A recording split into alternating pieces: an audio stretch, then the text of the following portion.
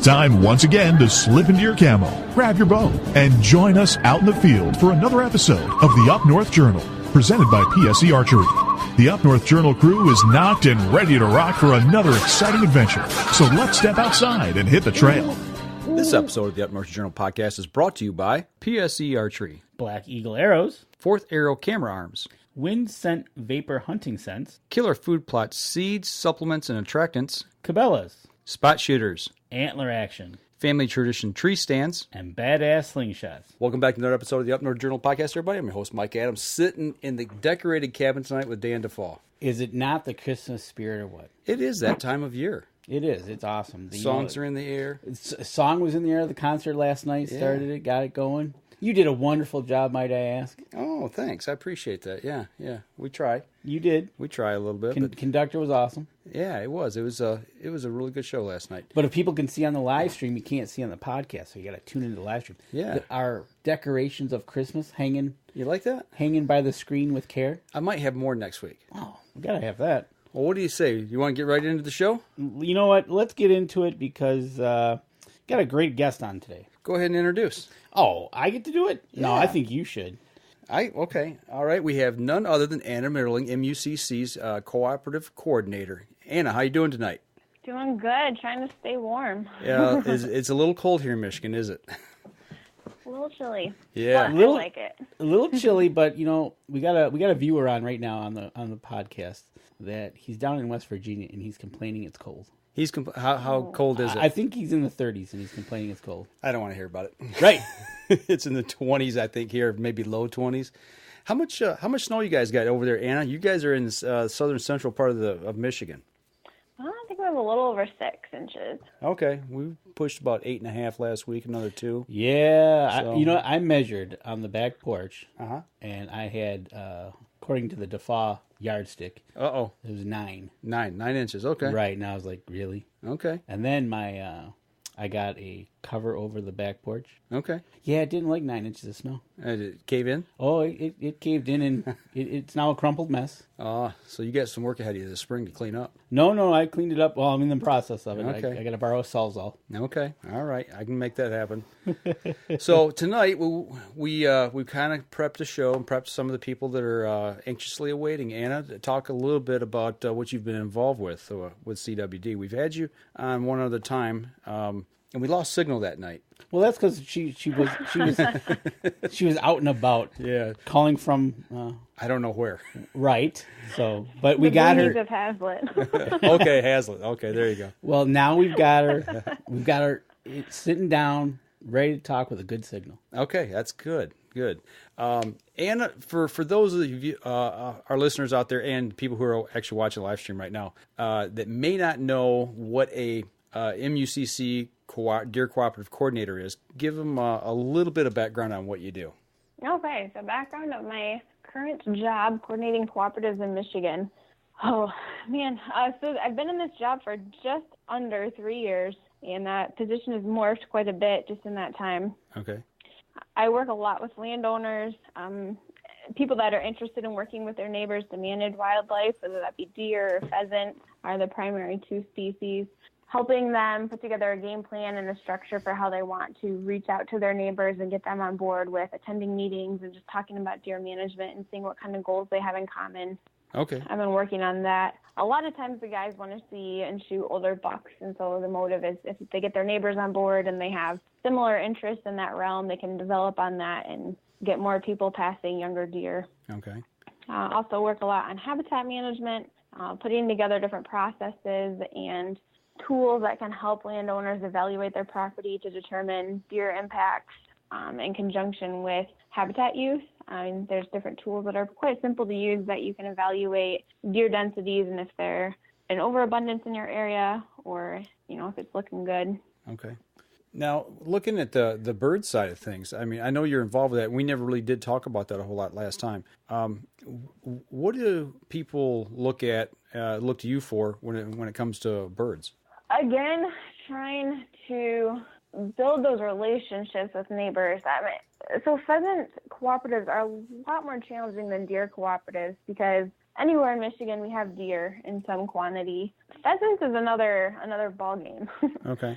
And so a lot of times that works around getting neighbors interested in anything grassland related, not just pheasants. So whether it's monarch butterflies or bees or pretty flowers, finding ways to get your neighbors interested in anything related to grassland that would inspire them to plant native grasses and wildflowers on their properties. Okay. Pheasants don't exist without specific habitat, and so being able to work with neighbors and find out what motivates them to plant grass is really crucial to be able to have corridors and pockets of areas where you can have pheasants. Okay. All right. Interesting. And you know what? She must be doing a great job, because we just got a post on the Facebook Live that from Heather and Gordy Bogart. She helped the Penny Creek Co-op get started last year, and you're doing great. Okay. The Penny Creek Co-op. Thanks, guys. Okay. Yeah, I was really impressed with how many people were coming out to their initial meetings. They have a really good group out there. Well, now, kind of looking at what we wanted to talk about a little bit tonight, the thing that's really hot right now in the media, whether it's in the outdoor media that we deal with, or whether it's just in the everyday news media. I mean, our news station is actually running stories on this with the CWD that's going on here in Michigan. How did you get involved with that side of things? With the DNR side? Yeah. Well, so I worked for DNR as a student assistant when I was in undergrad and undergrad school, and that's actually what got me involved in deer management in general, which led into my research project at Michigan State University studying deer cooperatives. So I've developed a pretty good relationship over time with them, and my project, or my program actually, is funded a big chunk of it by DNR. So I do work closely with a lot of the staff, both at the regional and the state level. Okay. So looking back at school, you kind of got involved with them that way with that. And now with what's going on today, we have seen, just by talking with you back and forth a little bit at different events, and what we've seen online via Facebook and your blog with MUCC, that you actually got some hands-on with doing, how do you want to say? It's not the necropsies, but when they send the deer heads in, and how that all works. Talk a little bit about how that all kind of started. Yeah. Well, so again, when I worked for the Wildlife Division several years ago, that was actually in 2008 when that first CWD positive deer in Kent County in the captive facility there was found positive. I was working for the division at that point. Okay. And I had the opportunity to work in the disease lab and help extract the lymph nodes, which are then processed for the testing of chronic wasting disease. Okay. Kind of to make it even more intimate, in 2015, I had just closed on my property that I own here in Mason, and Chad Stewart came to my office and told me that I purchased property in a new CWD zone. Well, that's some great news. Hey, welcome to my office. I know. So I live and hunt in an original CWD zone, and then obviously I've been following it very closely ever since, as it's been spreading and popping up in new places. And I have a lot of deer cooperatives that are very, very impacted by this disease, as they also hunt and live in this expanding CWD area. So for you, this is really personal. Yes, it is. I mean, it affects your every day-to-day hunting. It's in the back of your mind. You're thinking about it. It's in our backyard. It's in our literally in your backyard. Not so far, but it's close. Well, with it being, but I mean, you're dealing with this. I mean, every time you're out there hunting, I got to imagine that you're actually thinking like, okay, I got to look for this. If it's your neighboring properties or what have you. Yes, and we're utilizing disease tags and working with our neighbors and making sure people are following through and submitting their heads. Now, are you getting communication with your neighbors in the surrounding area? I mean, what's the mindset there on the ground? I mean, because we hear so much about this in the news, but we really don't know what's going on the ground. Yeah. Well, fortunately, I'm in the southernmost township of the zone, and so there haven't been very much direct impacts, other than we have access to free permits to take deer with year-round, essentially. Okay. I haven't seen a decline in population or anything like that. They're not heavily being utilized. I think it's something that, because we haven't had any positives closer to our area, it's almost like this second thought, I think, for most people. And I'm seeing that in a lot of places. Almost like it's not here, so I don't have to worry about it. Right. So okay. So speaking of that, how's Mike was talking about the communication amongst that. How is the rest of the state responding when you have communication with these co-ops that you're helping. Is the communication getting out, besides CWD, you got the TB area and stuff like that, is the communication amongst the co-ops to your liking, or could it be better? Or as far as my involvement with the co-op leaders, I've been really impressed with how in tune and how involved they're getting. Whether they're having special meetings to talk about chronic wasting disease or just being in touch with me, I try to keep them as up to date as I am, which is a little bit ahead of the game. And the response on their end has been phenomenal. One of the things that frustrates me pretty deeply, though, is the general hunting public doesn't really seem to care about chronic wasting disease until it's in their area. And then all of a sudden, they're trying to get on the bandwagon, and they're making a lot of statements, a lot of claims, a lot of assumptions without knowing a whole lot of the details. And so my challenge to your audience in particular is to take some time and research what chronic wasting disease is, using reliable sources, looking at other states and what they've dealt with, and then start sharing an opinion. But we got to make sure we're informed hunters, and we got to make sure that wherever we're hunting, whether it's in Michigan or in another state, that we know, has the disease been found here? Transporting animals of any kind, you got to be following precautions and making sure you're bringing in deboned meat and clean skull caps. We don't want to be adding to the spread of this disease, and it's important that we're aware and we're knowledgeable of it. You know, taking that responsibility on people coming back in across state lines, this, that, and the other. I heard recently that people were coming back in from Ohio, and that I don't know if it was the DNR or the state police. I imagine it was the DNR. Were setting up, not on the freeway per se, but on the side roads, travel corridors, people coming back from Ohio with deer. And if they had, be a tree stand or a quad, something to tip them off that they were hunting. They were hunting. They'll pull them over and check them. So I got to feel that the state of Michigan, at least on our borders, are being aggressive about people coming back in with wild game. I know up in the UP, when I was up there, they were running the PSAs on the radio stations about what you could bring in from Wisconsin, Minnesota, whatever you're doing.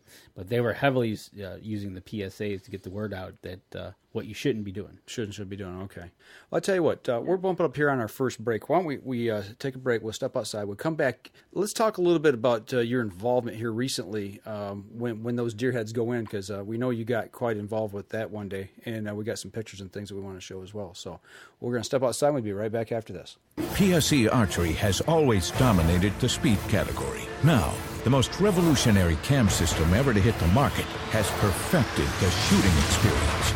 Introducing PSE's Evolve Cam System, featuring extremely high let-off capabilities and the smoothest draw cycle in history. No other cam system has ever delivered this level of total comfort and total control. Experience PSE. Experience performance. Killer Food Plots have been helping property owners for over 20 years create premier whitetail habitat.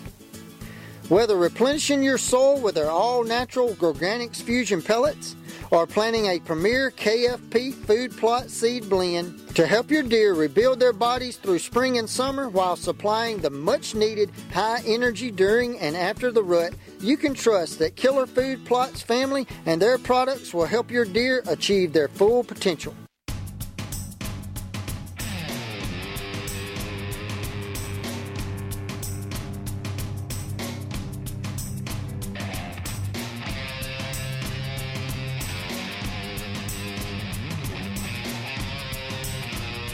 Welcome back. Second segment of the show, everybody. Sitting here talking a little bit about CWD.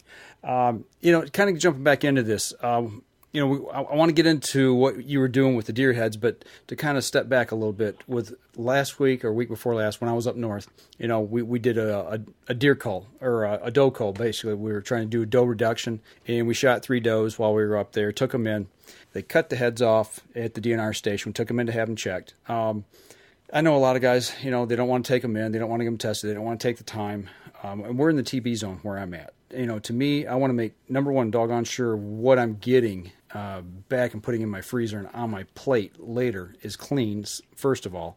But in the CWD zone as well, Anna, are you seeing like a reluctance of people wanting to participate in getting this testing done? I mean, what are you seeing on the ground? What are you hearing?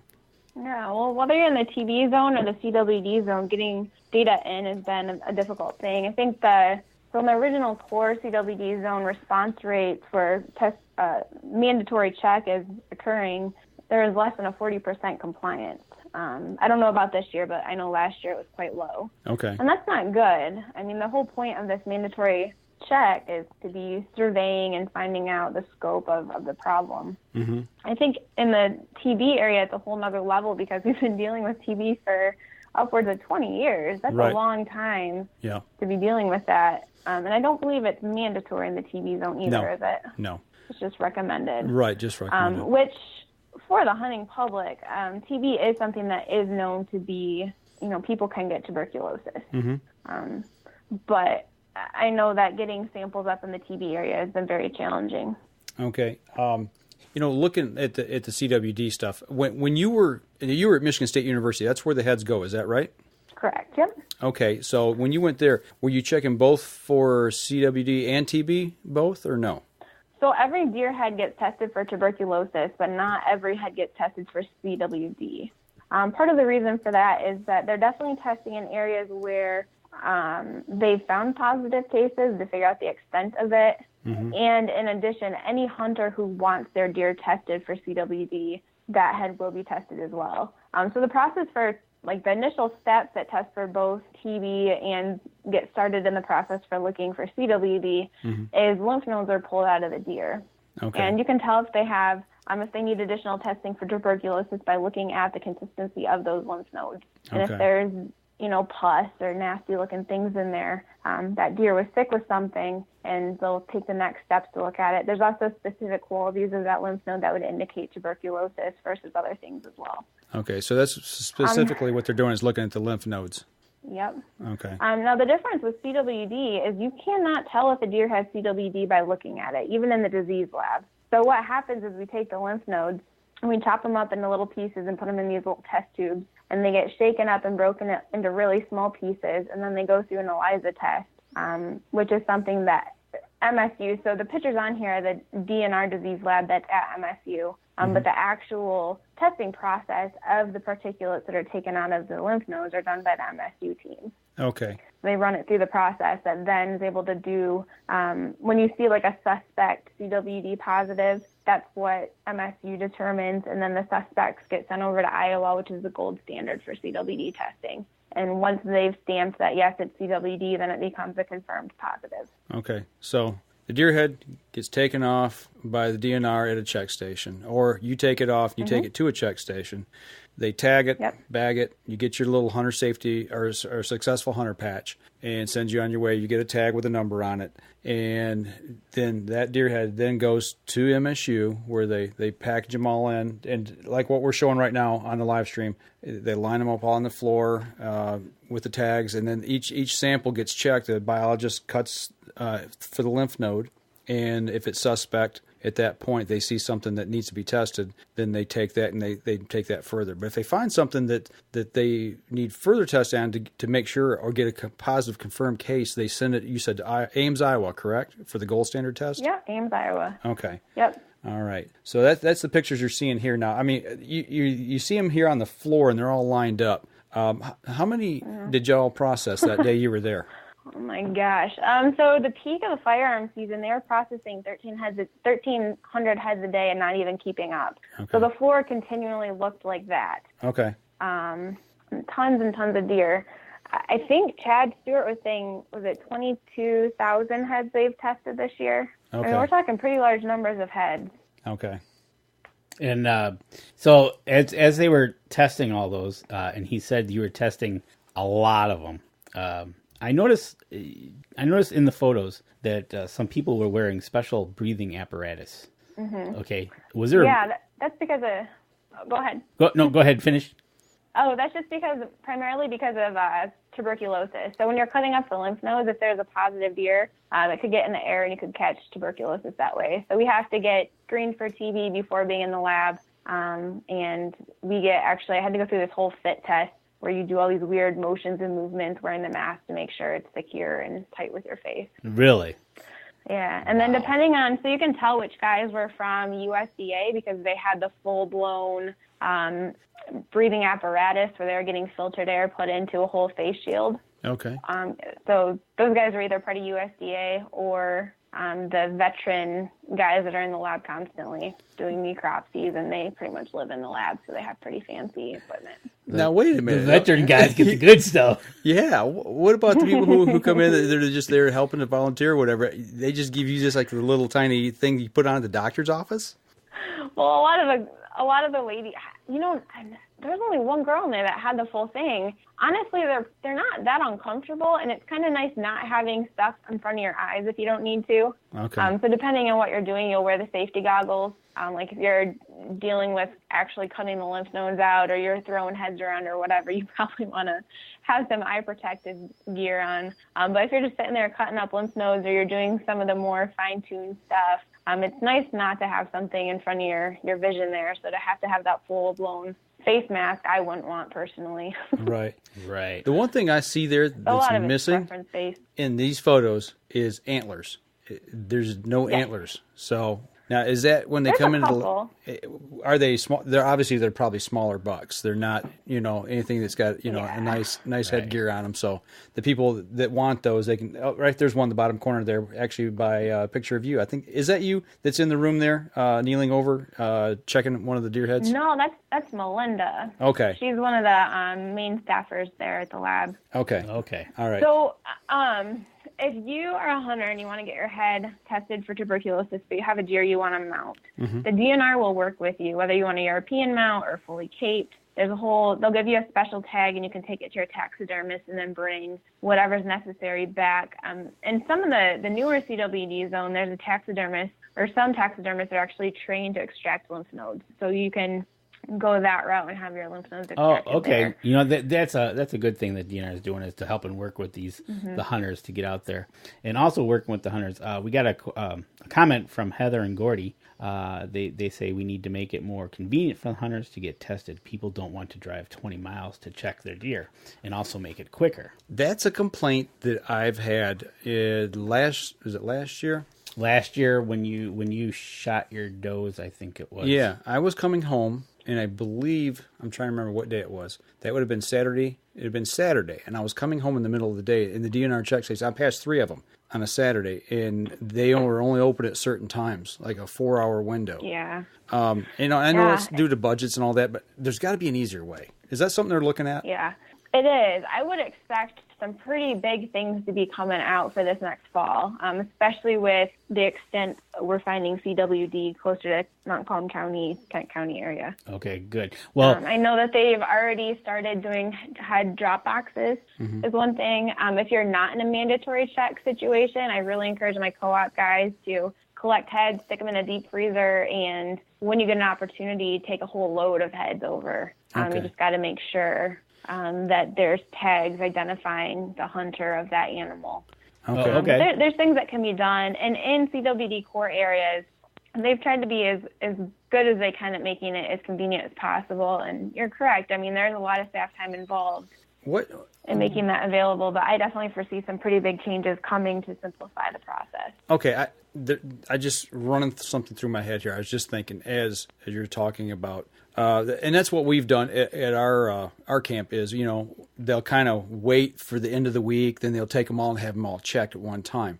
Now, I know when you go to the check station, at least here in Michigan, they take the head, they take the tag, they scan it, or they put it in on their phone. They got like an app on their phone. They put them in and send that in with your driver's license number. But you get your tag back to transport that game home. Now, if that's the case and you want to collect these heads and then freeze them and send them in, you've got to have the tag to go with you to the processor if you haven't done it at a processor.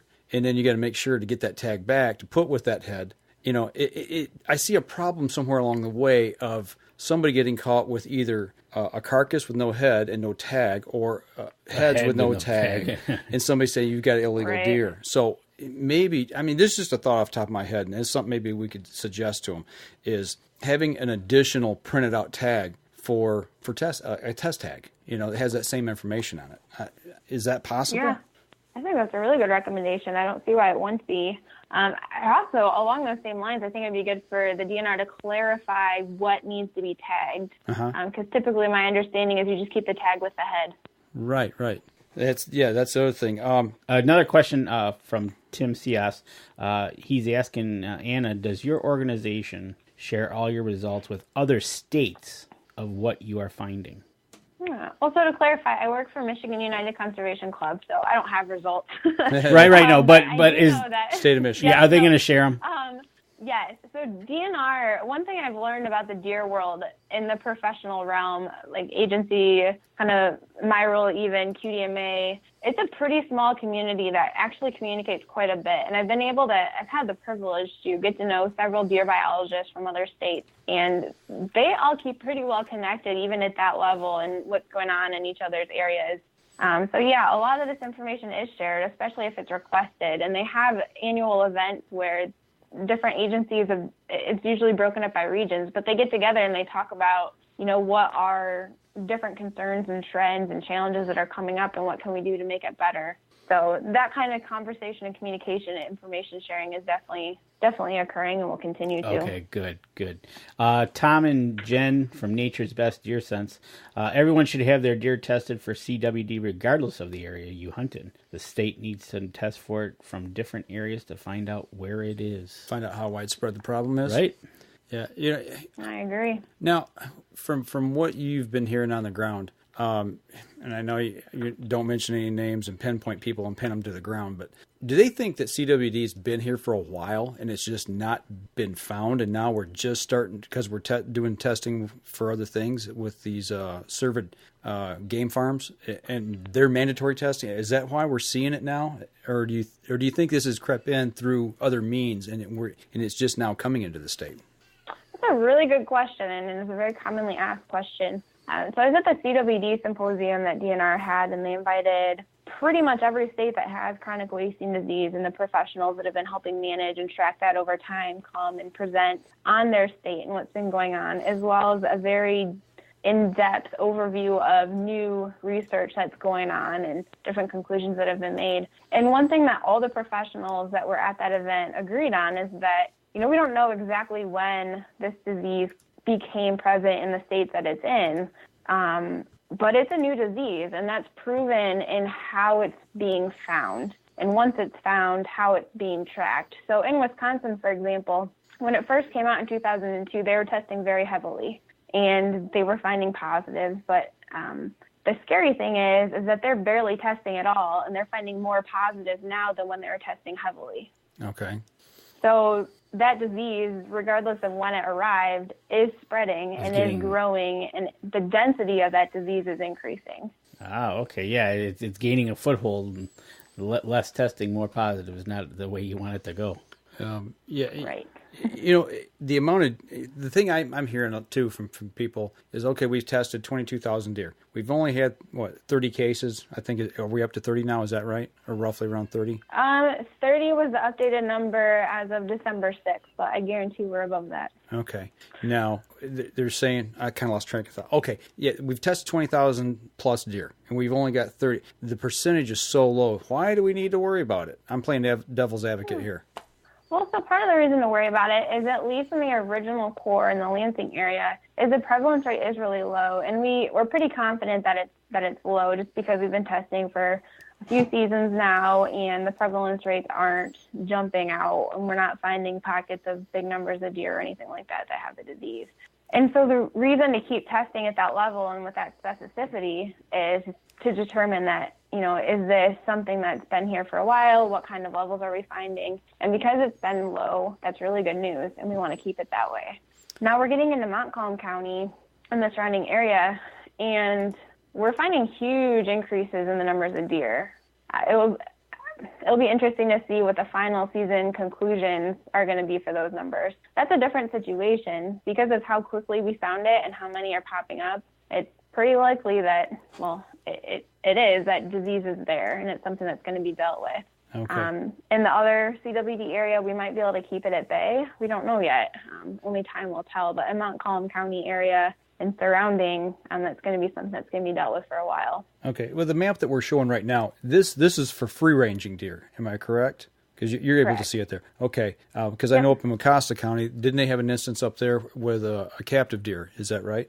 Yep, there are 2 captive deer that's still under investigation. But actually, as of press release went out, was it Tuesday or Wednesday? There's another positive found in a facility in Mecosta County as well. Okay. Well, looking at the map, it looks like a really hot pocket right there, right around Montcalm County. Whereas you go down into Ionia, Clinton, and Ingham, and Eaton County, right there in that little four county area, it almost looks like a line, almost like it's a growing line instead of a cluster. Is there any significance to that of the difference of being a cluster and being in a line, or am I just trying to read something into it that's not there? There's not enough data to draw conclusions on that, I would say. I think the best we can do is kind of speculate at this point. So if you think about it, the highest testing densities are going to be kind of in the core middle areas of those zones. Okay. And then as new positives are found, they increase surveillance and try to get hunters to be more involved in those spots as well. Okay. Right. And in Montcalm in Kent County, aren't they the 2 highest counties deer are taken for the hunt?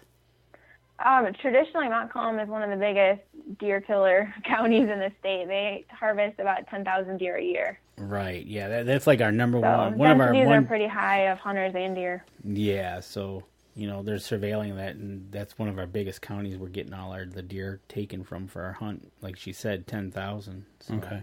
And along those lines of getting them tested, and you were talking about finding a place.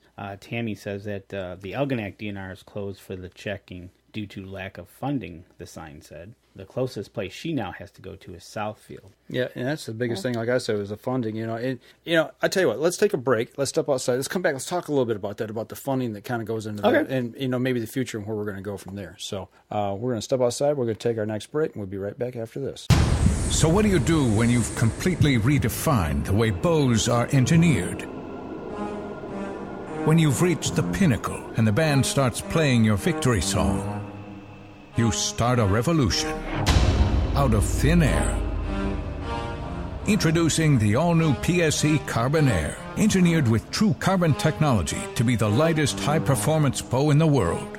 Experience PSE. Experience performance. Killer Food Plots have been helping property owners for over 20 years create premier whitetail habitat. Whether replenishing your soil with their all-natural Organics Fusion pellets, or planting a premier KFP food plot seed blend to help your deer rebuild their bodies through spring and summer while supplying the much needed high energy during and after the rut, you can trust that Killer Food Plots family and their products will help your deer achieve their full potential.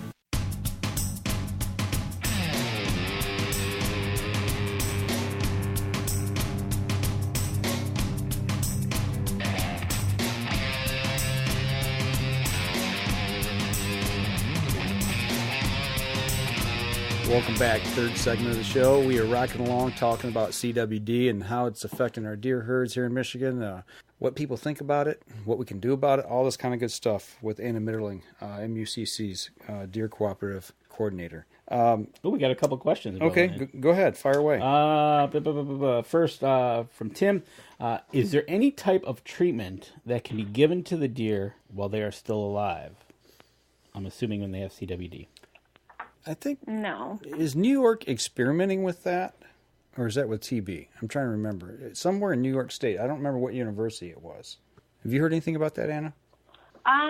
There's been some soft research that's been done. I don't know what conclusive there's all been. I do know that one thing that is pretty solid is that it doesn't really matter if the deer is sick or healthy. They're still susceptible to getting chronic wasting disease. And it's not like you can boost their immune system and then, like the flu or whatever, you'll be less likely to get it or it won't hit you as bad. If you get chronic wasting disease, it's going to kill you if something else doesn't first.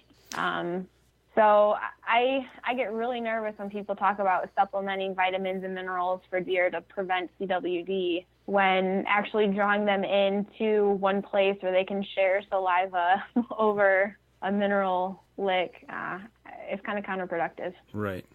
But they'll continue doing research. I mean, I don't know what kind of things they'll come up with, but as of right now, there's nothing concrete. Looking at those types of things, so there is active research that's going on, trying to figure out. We kind of already know what the cause is, but how maybe stop this prion, or it's a protein, right? A prion's a protein, right? Am I right in saying that? Yeah, it's a misfolded protein. Okay. So it's not a living thing. It's something you can't get rid of or burn or destroy, from what I understand. It resides on the ground, and whether it comes out in fecal matter or urine or saliva, and it can stay on the ground for years. Is that right? Mm-hmm. So yeah, they've documented it being there for over 20 years. Okay. So this is something we're just not going to, we'll shoot these deer that have this or carrying this, and we're going to get rid of it, because that's not going to be the case. Is that right? Right. Okay. And kind of what the concern is that the longer a deer has the disease, the more prions it's shedding. And so the sooner we can get the deer that have it off the landscape, the less of an impact they're going to have. And actually carcasses can be a huge propagator of chronic wasting disease too in those prions, because it's there and then scavengers can take it and spread it. And like I said, you can't tell if the deer has CWD or not just by looking at it most of the time. In fact, of the deer that have been found positive in Michigan so far, only one actually looked sick. The rest looked perfectly healthy. Really? Okay. I wouldn't have guessed that. Mm-hmm. Not like a blue tongue thing. Yeah. Well, I mean, you see pictures, on the internet. Everything's on the internet's true, right? But right. we see deer that look like they've got what they've told us chronic wasting disease leads to. But you're saying the ones that are being brought in are people that bring them in for mandatory check in that area, and to them it looks like a normal, healthy deer. Right, or even outside of required areas. I know a couple of the deer that were found, they were found just because hunters wanted to get their heads checked, and they end up being a positive. Okay.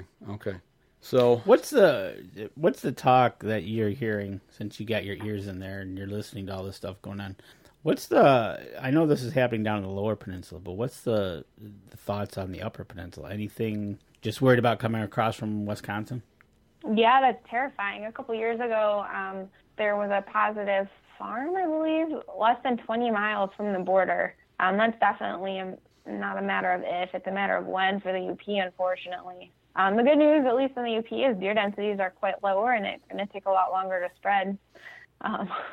Okay, so looking at long term, what's going to be the end game here? I mean, we've heard everything from this is going to completely destroy deer hunting in Michigan. I mean, there was an article it was either the Free Press or the Detroit News, one or the other, a couple weeks ago. Is this the end of deer hunting as we know it?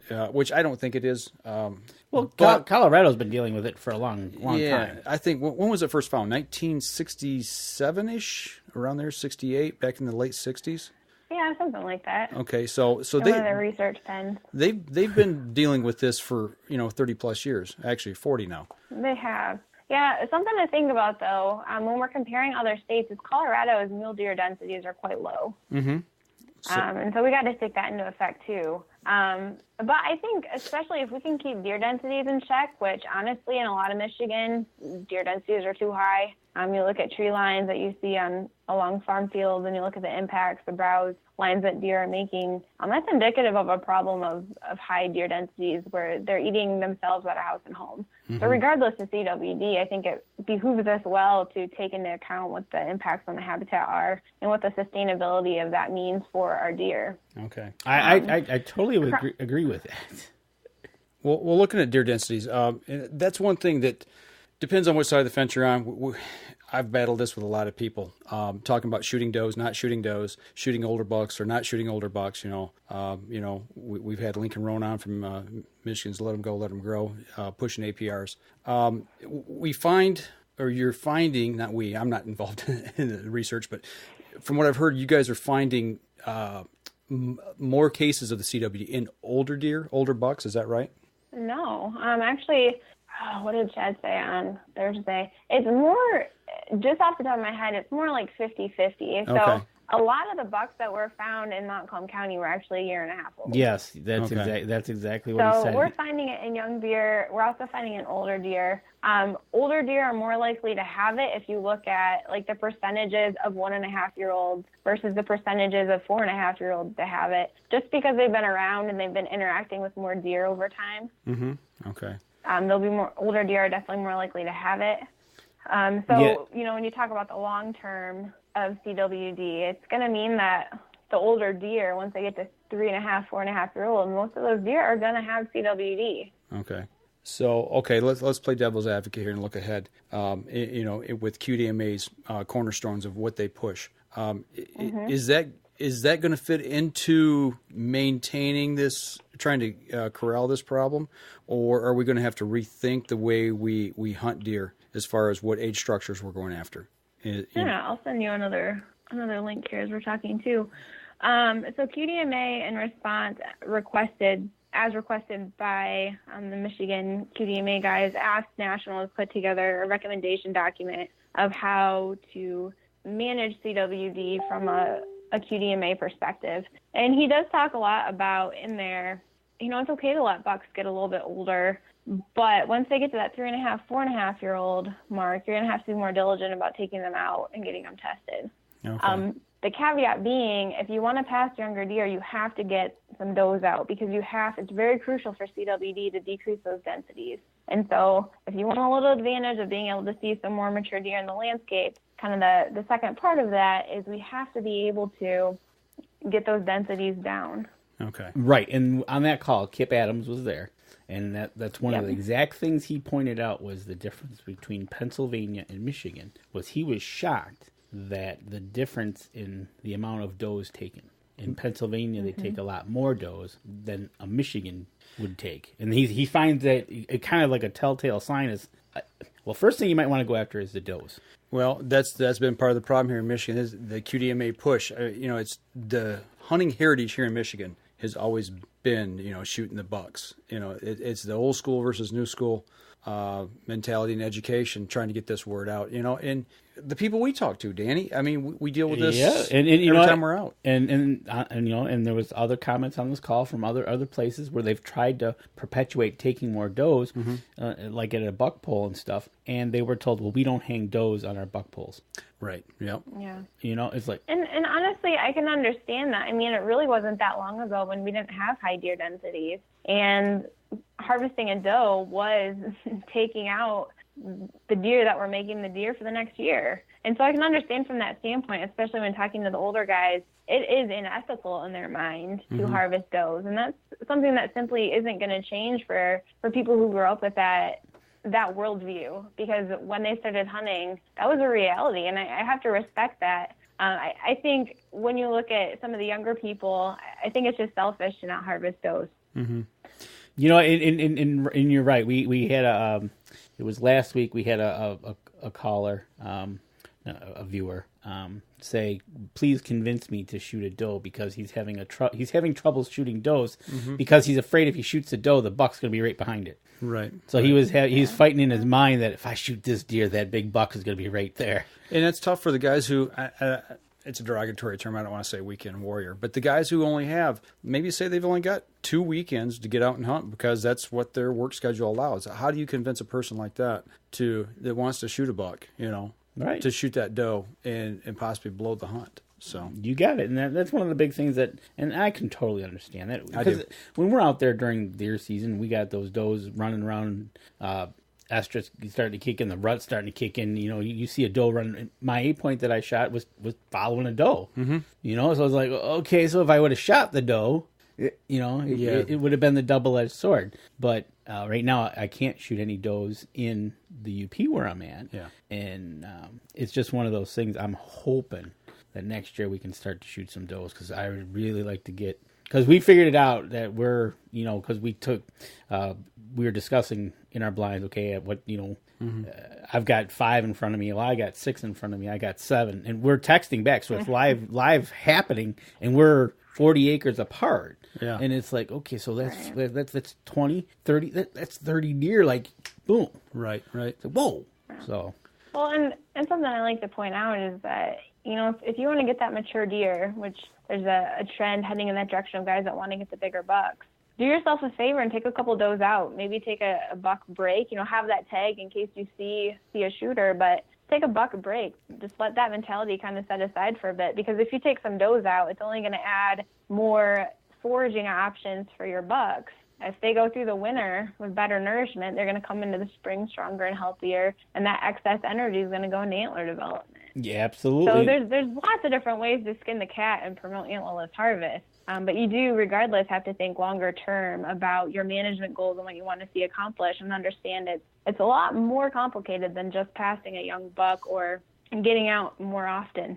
Yeah, I learned so much this past spring with the deer browse study that I was part of, that you were up at Anchor Creek's cooperative doing that. And it's really opened my eyes this year, and I'm using that as a tool to try to educate other guys in the area that we hunt is, okay, so, this is part of the problem. We've got too many does, not enough browse. If we're not going to reduce the population this way, that's going to put more stress on our bucks. Not to mention that they're breeding in third cycle, so these bucks are running for 3 months chasing these does, and then they try to, replenish their energy, and there's nothing there to replenish from because everything's frozen and locked down, and there's very little food source to begin with anyway.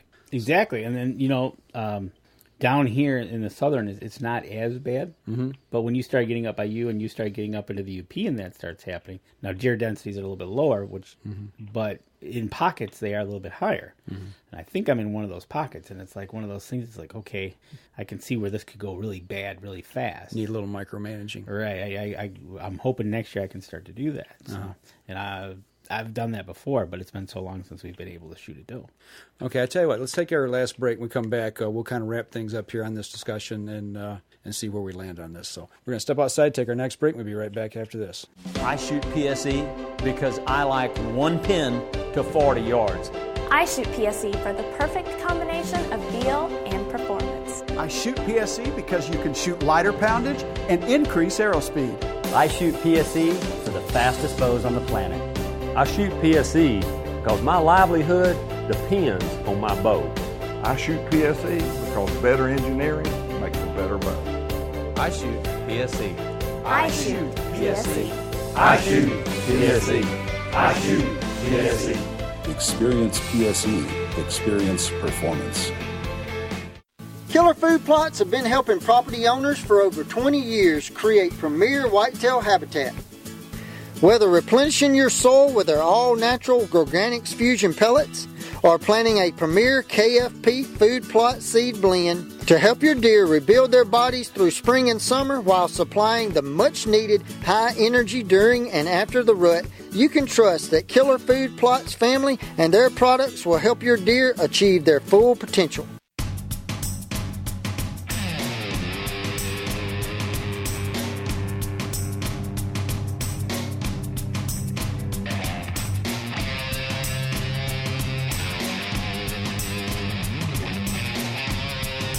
Welcome back, last segment of the show. I do have a quick question here from Tom and Jen of Nature's Best Deer Sense. Anna, is there any progress being made in live testing for deer of CWD?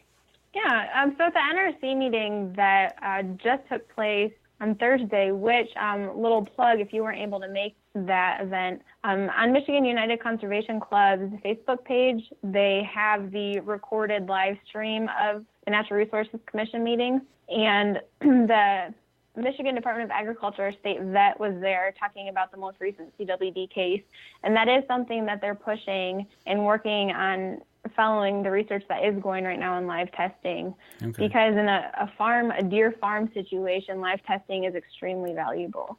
In the wild side of things, I don't think there's a ton of value for that other than maybe in a research situation. Okay. Well, speaking of funding for this that's being put into this, okay, we've got our our tag dollars, our hunting tag dollars that go into the outdoors. Is there any other money that's coming in for some of this testing? Because we've heard a couple instances here, people talking about, well, you know what, facilities are closed down, so I have to travel further to get my deer tested. And, I've run into instances like that as well. Where is the funding from this testing coming from? And is it looking better, or are we looking at it being worse down the road?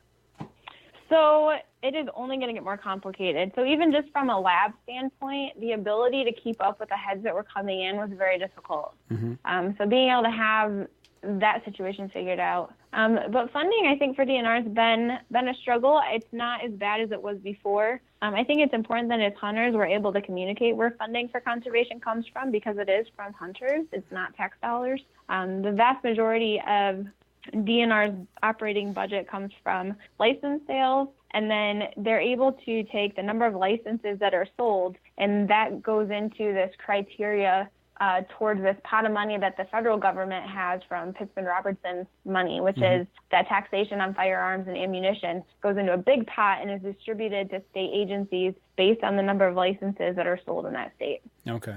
So PR money and license dollars are the primary funders of DNR. Now, this year we were awarded $1 million by the legislature to help with CWD testing and surveillance.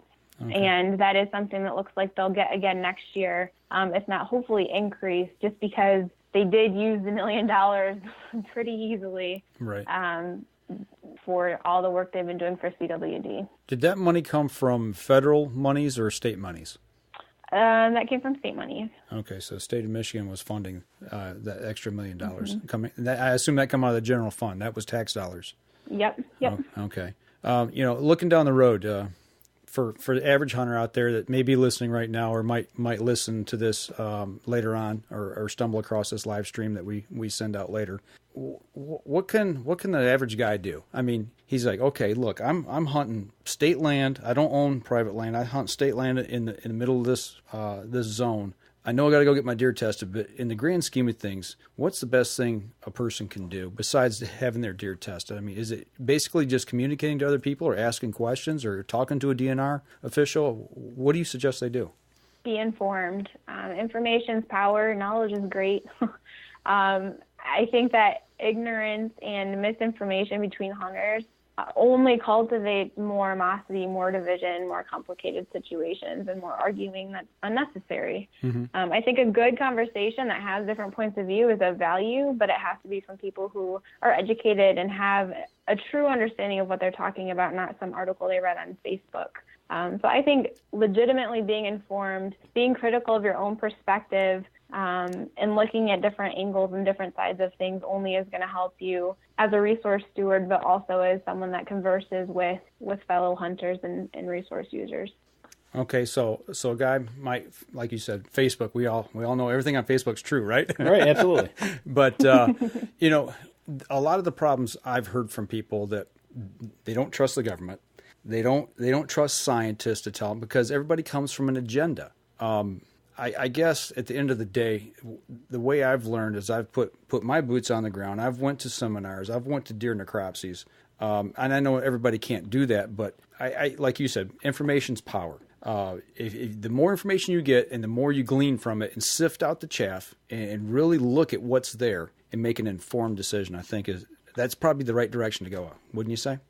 Yeah. Okay. So, Danny, anything else? I'm just looking through the comments here. Heather and Gordy, they couldn't keep up, but they want more deer heads. And then, what's this one say? He just got his results 3 days ago from November. But they'll keep on working, and they'll catch up eventually. Well, I turned my deer head in. The deer we shot was turned in on... We came back Sunday afternoon. We stopped, got our deer checked. He said they'd be picked up Tuesday. And I checked today. I actually forgot. He said they'd be done Friday. Okay. Well, today's Sunday. And I was like, oh, hey, here's my tag in my wallet. And I forgot to check. So I got online real quick and checked. And another thing, too, that I found out, because I didn't get the tag for the second one. Right. I forgot to get it from the DNR official. But on the Michigan site, you can also put in your driver's license number because that's recorded with it. Oh, yeah. And it'll cross-reference it that way. Oh, good. So my deer was 5.5 years old. One of them was. It came back. Both deer were negative. Another deer that was shot on the property by one of our guests was originally judged at 6.5 and wound up being 9.5. That's what they classified it as. Wow. Later. So there's a little bit of discrepancy there. My other deer that I had checked, he said was either a 1.5 old deer or it was a late fawn, late breeding 2.5-year-old. Right. Because of the size. It came back as 3.5. So I don't know. I mean, well, they went. They're doing a field site test, and right. Then when it gets in, they make the final call. Anna, is there anything you talked about being informed? Is there anything the DNR, you guys, and with all the outdoor shows coming out, do they plan to be out there talking about it with the people out there, or is there any plans to do something of that nature? That's a good question. I'm not sure what DNR's plans are. Going to MUCC.org. If you look at the blogs, I've had several blogs that I've written on chronic waste and disease. I definitely will be here to answer questions and continue just leading the cause in that realm as far as I go. Right. I think a couple things. Oh, go ahead. I think I think they will be, because DNR is usually at all the sports shows. They usually have a booth. Yeah. And I know the Michigan Outdoor Rama, the MUCC's there. That way they get people that can actually, where they're walking by. We've talked to the biologists. Sure. That's how I got into the quality forestry program. We talked to that guy. Oh, that's right. Remember? Yeah. Yep. So. We did get one more quick question here from Rob Lee, a listener of ours from out east. He asked about roadkill deer. Are road deer kill tested? They are currently, at least in the Ames County area. I think they've been doing some testing out in Mecosta County. I don't know if that's something that's going to continue, just because I haven't found any positives off that, and that is a big investment to have a truck and a person on full time for each of the areas to continue doing that. I tell you what, it wouldn't be. I guess as the guy in me, the hunter, I see a couple going up the road to the highway. Mm-hmm. I guess if I knew I could pull over, cut it off, and put it in the bag and ship it somewhere without... You can't possess it, though, without a tag. Well, that's the thing, so that would be the gray area, right? Mm-hmm. Well, I would like to help by, there's, so... Yeah. And that's some of the little nuances probably that eventually, hopefully, will start getting worked out, and people can make it easier for people to send something in to get tested. Yep. And if anybody has any questions for Anna, where can we get a hold of you? On Facebook or at Mitterling at MUCC.org. There you go. There you go. Michigan United Conservation Club. I do we have a couple minutes or two other things I want to hit on real quick? Sure. Absolutely. The floor is yours. Yes. Are you sure you want to keep that statement out there? Don't worry. We got the button to cut it off. Dang it. So one for Gordy and Heather, just so you guys know and everyone else, DNR did run out of test kits, and there's only one place in the world they can be ordered in Norway. Are you serious? Apparently they got held up in customs or something, and so that was a big reason for the massive delay that occurred. I heard that. Okay, he in that meeting he said they ran out of them, and it was because there's only one place in the world that makes them. One place in the world that they can get them right now, yeah. Wow. Seems like a cornered market to me. You think? Wow. Take stock in that. So if anyone wants a get-rich-quick thing and you can figure out how to do a testing kit, it could be out for a bunch of money in your pocket. Right. Wow. So the other question that I had messaged to me was along the lines of seeing 26 deer out in front of them. They hunt 40 acres. 7 or 1.5-year-old bucks. It is in a county where there's high deer densities. And I was asked, how many does should be harvesting based on that?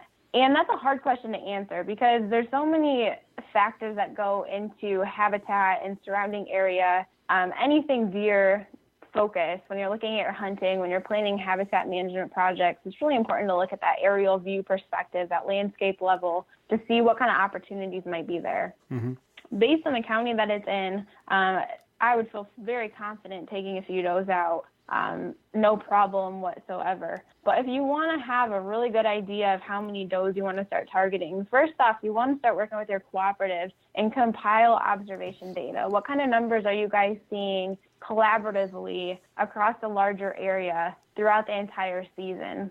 I would love to see trail camera surveys being run late summer when there's still spots on the fawns. The bucks are in velvet. You can uniquely identify individual buck deer.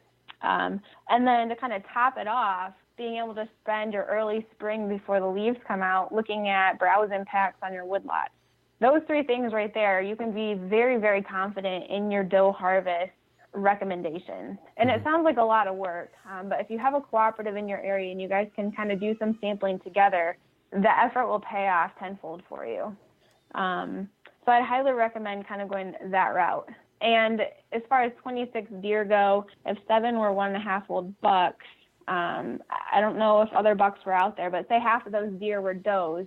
If you harvest 33% of the population of does every year, you're going to maintain a steady population. Right. And harvesting 33% of what you see, if it's a pretty typical observation situation there. So that would be my recommendation, would be to harvest 33% at least. In a CWD area, I would probably double that. Yep, exactly. Just throwing numbers out there. No, that's good. And also, they mentioned the number. I saw this amount of deer at this time on 40 acres. That's nice to know. You've got 26. It's the others that you can't see at the exact moment. So you have 26, and I'm going to say plus some. Yeah, well, and we did the same thing last year. I also don't know what the habitat looks like in other areas too. I mean, there's definitely times where the deer in that area congregate in your spot. Now, I don't want every hunter to think that's them, because that's probably a minority situation. Right. But that's why it's so important to understand what's around you and what other things might be attracting deer to other places. Google Maps does a great job at aerial photography that you can see the surrounding areas. Right, within reason, because it's free. It's free, and now my landscape has totally changed. Exactly. See, now I've had my property logged, and now this will be the first full winter, and then we're gonna go into next spring. And like Anna said, I'll probably put out my cameras when I go up there in the spring, and then I'll probably pull those in the summer. So I'll have that opportunity time. I'll make sure I put a camera out. Anna, you said the 1/3 just to maintain population. That's something I've learned this year. Last year we shot 24 does off our property. We've got 640 acres that we manage in square mile roughly. And people in our surrounding area are like, "Wow, you guys, you dropped the hammer on so many." Well, you know what? We didn't do enough, because we see as many deer this year, if not more, than we did last year. And this year our target was 30. And we're about halfway there, unfortunately, right now. And like you said before, you can also tell in your plantings when you planted your crops, they didn't even have time to grow. No, they just completely mowed them down. Our deer browse, the browse we have is non-existent. They're eating, plants that are not preferred. Learned that from Anna at the deer browse study last spring. So, those things that we're seeing starvation's ugly, folks. And disease as well. So, it's not pretty. We need to kind of get this back in order. Kind of a fun tip, if you're out planting food plots, put a little deer exclosure on your food plots. Sometimes guys will think that their fertilizer's off or it's just bad soil or something. Yep. But typically it's the deer pounding it before it can even grow. So put a little fence out there, a little covering so the deer can't get to it. And you can really see the impact your deer are having on your food plots. That is so important for the mental aspect, because a lot of guys do that. They'll go out, they'll do food plot, and they're like, oh man, it's not growing. Happened to me this year with mine. My grow cage inside was 3 to 4 foot tall, and everything outside was dirt. Right. So you knew exactly what they're doing, and it is working. So don't get discouraged. But like you said, if you have a grow cage, they can't get to it, and you can see that and go, oh yeah, it's growing, it's working. Yeah. I just got a lot of browse going on. Well, I'll tell you what, Anna, it's been very insightful tonight. A lot of information has been given. We could talk about this for probably 7 or 8 more shows, tell you the truth. There's just so much information on this stuff that we're still learning. We appreciate what you're doing. You're doing the work out there. You got boots on the ground, and we just can't say thank you enough. And thank you for taking time out of pre-Christmas week to sit down and talk to us here for an hour and a half. We really appreciate it. Anytime. And hopefully Santa Claus is very good to you and your family this year. Did you end up getting one? Yeah, did you get a deer this year? Did you get a deer? Not yet, but I've been waiting for snow to be on the ground. Okay. And now that it's here, it's just finding time where family's not here so I can go out. There you go. All right. Well, I'll tell you, good luck to you for the rest of the season. And like I said, thank you for what you're doing for the Michigan deer hunters out here. And, and this information is not for Michigan. There's things that you've said tonight that can be applied across the board in other states as well. So we really appreciate you taking the time. The formula is the same. Yep, absolutely. My pleasure, and thank you guys for all you do. All right, we're going to let you go. Just don't hang up Merry yet. Christmas. So, we're going to sign off here on the live stream. So that'll do it for us this week, folks. As we always like to say, if you're out on the water or in the woods, shoot straight and be safe until next week on the Up North Journal. This episode was brought to you by PSE Archery, Black Eagle Arrows, Fourth Arrow Camera Arms, Wind Scent Vapor Hunting Scents, Killer Food Plot Seeds, Attractants, and Supplements, Cabela's, Spot Shooters, Antler Action, Family Traditions Tree Stands, and Badass Slingshots. Thanks for listening, and join us again here next week. Until then, remember, as we always like to say, if you're out on the water or in the woods, shoot straight and be safe until next week on the Up North Journal.